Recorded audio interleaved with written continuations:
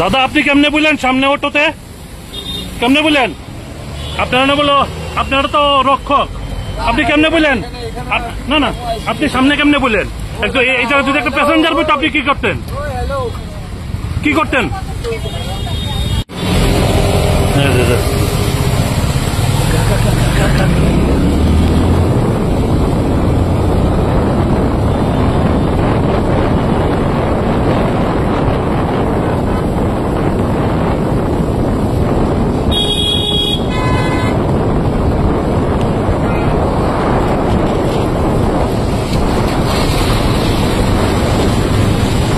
বলেন না না, আপনি কেমনে বললেন একটা অটো?